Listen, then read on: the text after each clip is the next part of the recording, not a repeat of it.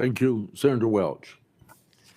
Thank you very much, Mr. Chairman. And just at the outset, I just want to say what I think all of us believe, and that is that the political violence that is so afflicting our country, it doesn't matter whether it's from the right or the left. I mean, all of us have an obligation to fiercely advocate for our point of view. All of us have an obligation to respect people with whom we disagree. The folks we disagree with are our opponents, but they're not our enemies. And I hope all of us keep that in mind and do the best we can to set that example. I want to congratulate the FBI. I want to congratulate the Utah state and local law enforcement for the very good work that it did in apprehending the violent assailant of Charlie Kirk, and that is a terrible, terrible tragedy. Director Patel, at one point you made an announcement that the suspect was in custody. We got our man. It turned out that was not true. In fact, I think that was about 27 hours before the person now in custody was apprehended. Why did you make that statement? Thank you, Senator. Appreciate you letting me address this. What the FBI does is not just locate and find suspects, but we also participate in eliminating subjects. And what we had at the time was a subject in custody in relation to this investigation. So in my commitment to work with the public to help identify subjects and suspects, I put that information out. And then when we interviewed him, I put out the results of that. And could I have been more careful in my verbiage and included an A subject instead of subject? Sure, in the heat of the moment, but I was doing the best I could. In all candor, I don't quite get that, because if we have our man, that would suggest to the public that everybody can rest and relax and not then continue to provide information to local law enforcement and to you. So that was a mistake. I don't see it as a mistake. I see it as something working with the public to identify that there was a subject So if in you custody. if you put out a statement that says we've got our man, and in fact it turns out that you didn't have your man, that's not a mistake? But that's not what I said.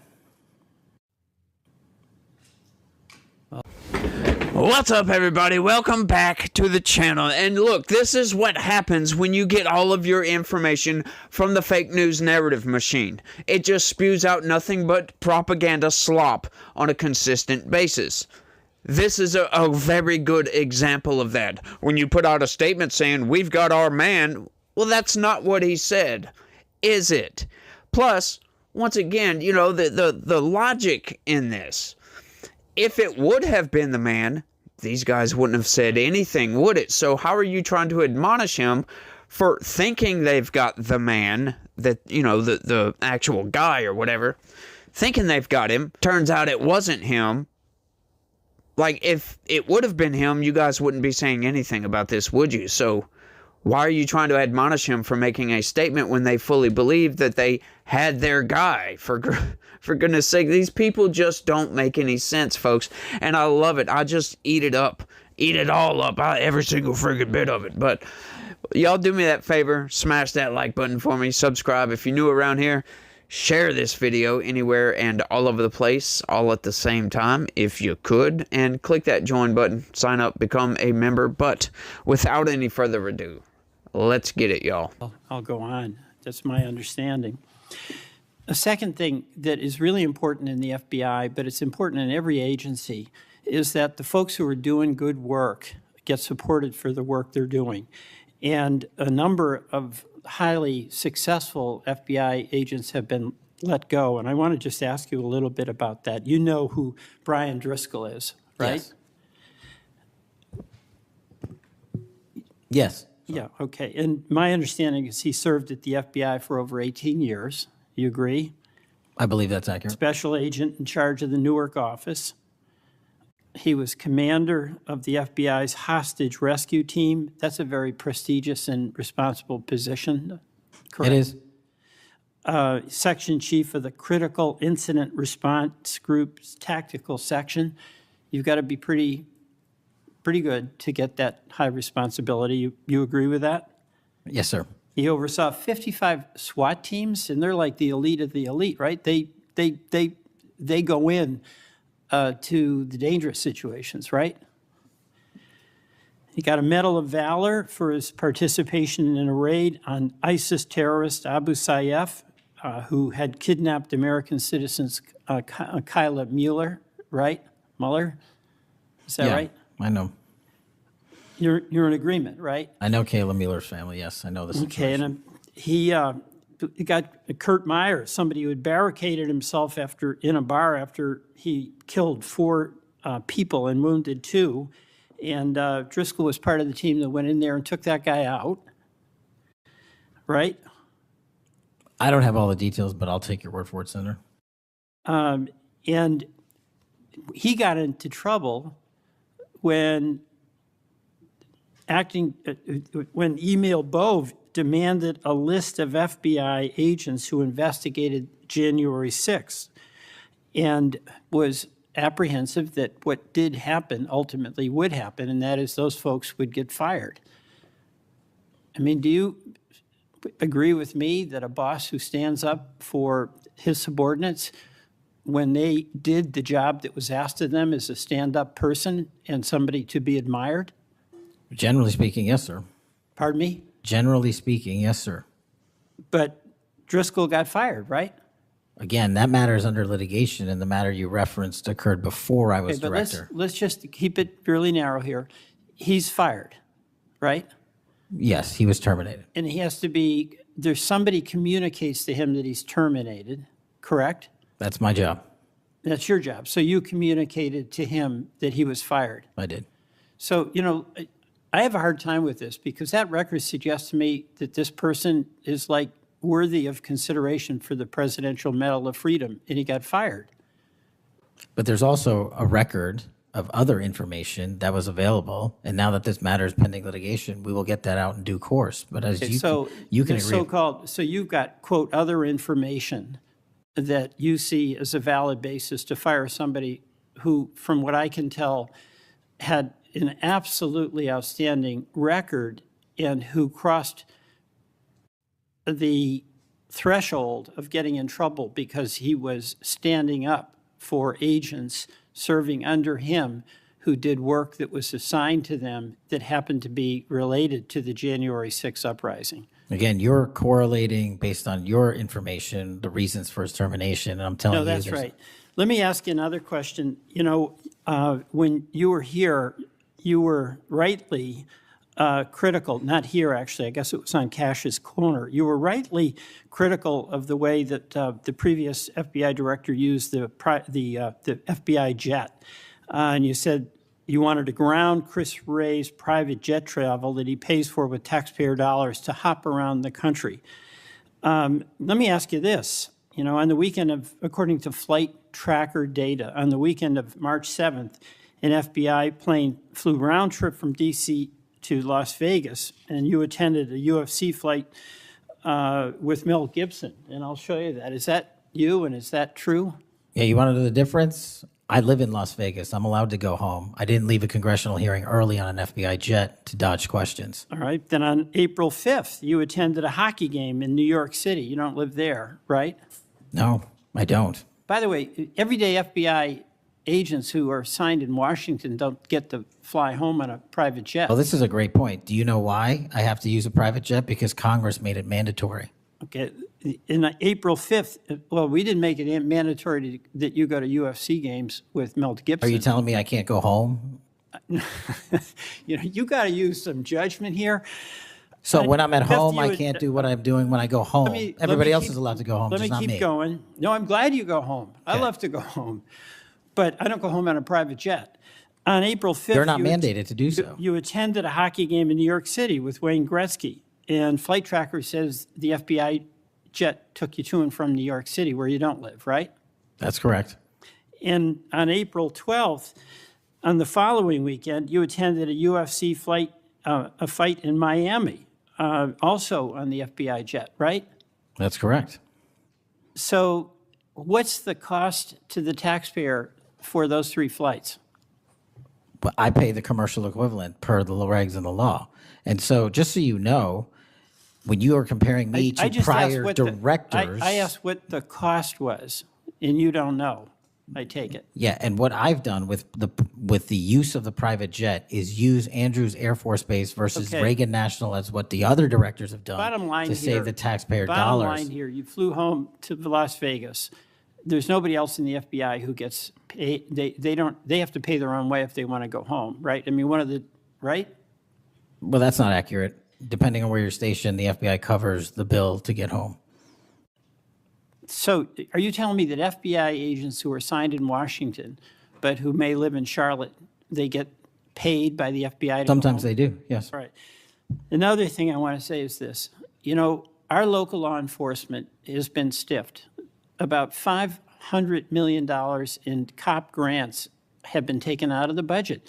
Those really help us in Burlington. They help us in Rutland. They really are important. And why in the world would we be cutting those COP grants when we need that local law enforcement, in part to partner with you? Well, I Do think you you're speaking. support that? I think you're speaking to the Department of Justice grants, which I don't adjudicate, but also Vermont, just like every other state, has received a plus up of FBI personnel. Well, I'll tell you, that's not what we're seeing. The other thing, my understanding is that there's a requisition or an effort to get another plane for the FBI that would cost about $72 million. Is that right?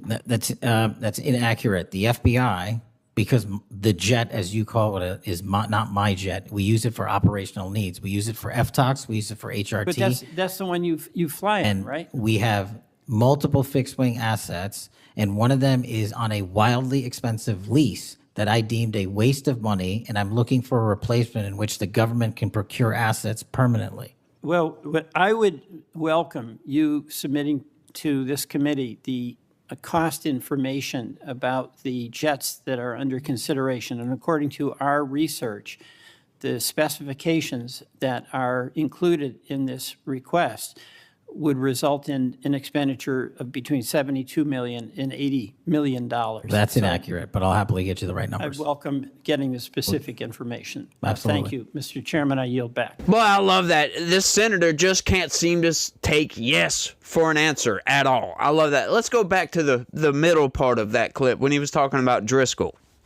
Okay, so it's all over the place that Driscoll was insubordinate. That's why he got fired.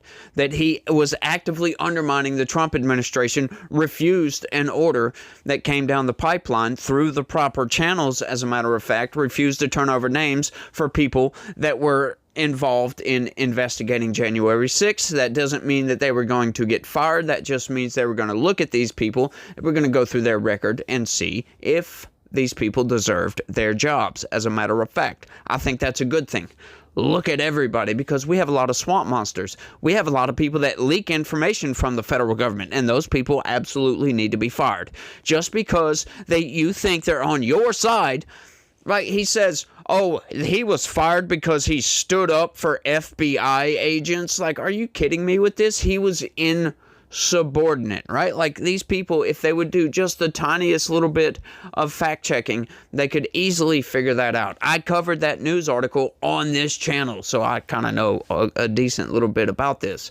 So it's just fascinating to me that they just conveniently ignore the information that they don't want to know about. Just poof. Just out of nowhere, like, oh, well, he wasn't insubordinate. This dude deserves the Presidential Medal of Freedom, for crying out loud, or whatever the hell it's called. I forget right off the top of my head, but it's just fascinating to me that these people, they're just so partisan, and they can't take yes for an answer. He's sitting there giving him the information, talking about the private jet or whatever, trying to admonish him for using the private jet, and he's like, I live in Las Vegas, my dude. Like, come on, I can't go home for some reason? Like, you're continually bringing this thing up. And once again, I love how they'll go back and they'll search through, they'll sift through all of their old tweets to try to find anything that they can use as a bludgeon to bludgeon Kash Patel over the head with, when he was talking about, actually criticizing Christopher Wray for using the private jet for all kind of private means or whatever. And now that he's there, come to find out, maybe Kash Patel didn't know this beforehand because he was never with the FBI. Yeah, it's mandated by law that they have to fly around on a private jet, which is fascinating to me. Why would that be a mandate? That's ridiculous. I think that should be eliminated, but that's under Congress's purview, as a matter of fact. And then this senator wants to try to admonish him for using what he's mandated to use by law. Can we see a problem here with Democrats? Like, this is always the problem with Democrats. They ignore reality, and their logistical senses are just gone. They're absolutely disappeared, if you will. I love it, y'all. I really, really do. Now, the hockey game, hey, look, that's an honest criticism right there, Cash. Why the hell are you taking private jets to go to New York to go to a hockey game? And why? Why, for God's sake, are you hanging out with Mel Gibson, of all people? The dude's crazy. Kind of crazy, if you will. Like, he's Looney Tunes a little bit. Like, he's gone off the rails since Braveheart. It's just funny. But, you know, I just love this hearing right here. They just keep going in on him, and he's got an answer for everything. And what it does is it just totally shatters the narrative that they're trying to build up against him. I love it. I love it to death. But, you know, it's this type of rhetoric, it's this type of nonsense that you feed out to your base that turns them against America, that turns them against their fellow citizens, that amplifies everything else that's going on, turns them against the Trump administration. Now you're throwing out misinformation about Driscoll getting fired. And now people are like, we've got an authoritarian regime, just like all this nonsense going on with Jimmy Kimmel. I'm laughing at every single liberal out there. I'm absolutely laughing at you guys because this is the world that you guys created. Welcome to your bubble, for crying out loud. Like, I just love that. This is what you guys did to us, and now it's happening to you. And hey, we had nothing to do with that. As a matter of fact, they're trying to blame Trump for Jimmy Kimmel getting fired. Are you freaking kidding me? Like, that was a decision by ABC. That had nothing to do with Donald Trump, had nothing to do with Brendan Carr. He did not call for anybody to get fired. What Brendan Carr was calling for was, hey, how about let's not allow these people to keep turning their rhetoric up. Let's turn it down, folks. And I think ABC got that message and is like, look, this is a very tenuous situation that our society is on. It's on a freaking knife's edge right now, and it could tip either way.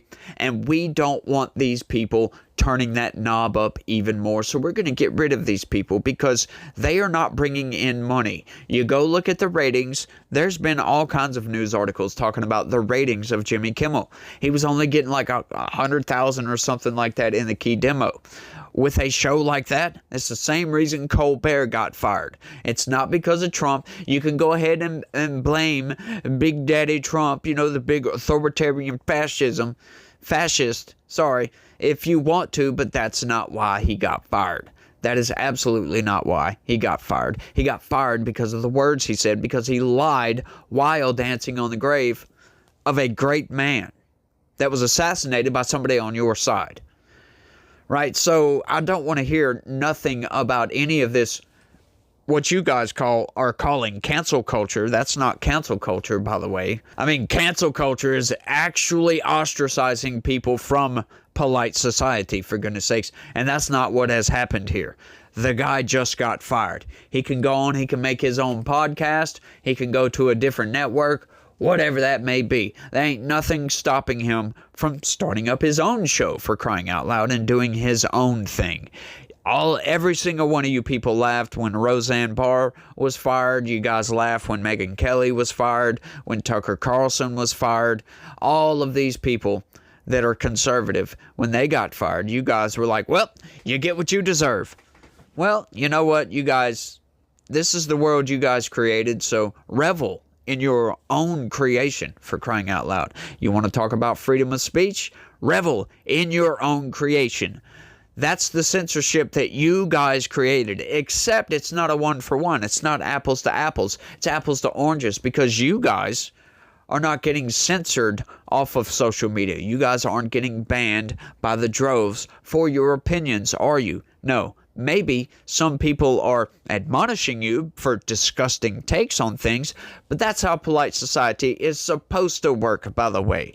We are supposed to admonish people for having bad opinions, as a matter of fact. You're allowed to have those opinions and state those opinions, but we're also allowed to form our own opinions in opposition to your opinions, as a matter of fact. And that's exactly what's going on right now. They can scream and cry foul all they want to, but until there is actually a foul ball, I'm going to sit back and laugh at you guys, because you guys are the ones throwing a temper tantrum because a untalented, uninspiring idiot got fired from a mainstream network, for crying out loud.